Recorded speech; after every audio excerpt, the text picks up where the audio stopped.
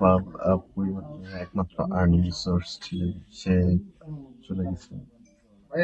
ওর আমি নিজে অসুস্থ, আমার 2 পা প্যারালাইজ। এখন আমি বাবার জন্য দোয়া চাই, সবাই দোয়া করবেন।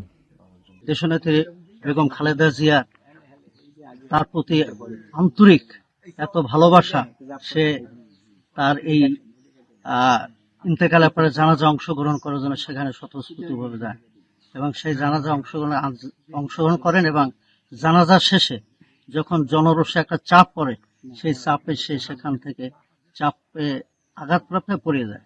পরবর্তী তাকে লোকজন ধরিয়া সরওয়ার্দী মেডিকেলে নিয়ে যায়। সেখানে নেওয়ার পরে কর্তব্যরত ডাক্তার তাকে মৃত্যু ঘোষণা করে।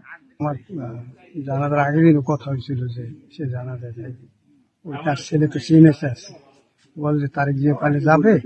তা আমি ছেলেরে বলছি যে ও কিছু কথা বলে যে, হ্যাঁ, এরপর তো এই ঘটনা আসলে আমরা সবাই মজা। শহীদ রাষ্ট্রপতি জিয়াউর রহমানের সন্তান, বেগম খালেদা জিয়ার সন্তান, যাদের চিন্তা চেতনায় সবসময় এদেশের মানুষের কথাই ছিল, যারা সবসময় মানুষের চিন্তাই করেছেন, মানুষের জন্য কাজ করেছেন। আজকে মা হারা সন্তান, কিন্তু সে আরেকটি এই যে সন্তান, বাবা হারা সন্তানদের কথা চিন্তা করে কিন্তু সে উদ্যোগটা নিয়েছে।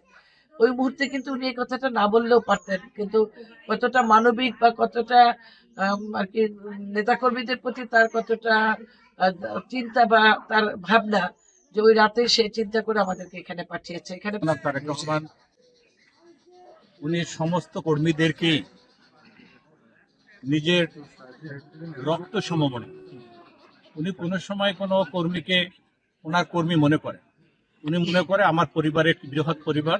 গতকাল রাত্রে মাননীয় অ্যাক্টিং চেয়ারম্যান আমাকে ফোন করেছেন, ফোন করে বলেছেন যে এই পরিবারটি বাংলাদেশের গণতান্ত্রিক আন্দোলনে অনন্য ত্যাগ স্বীকার করেছে।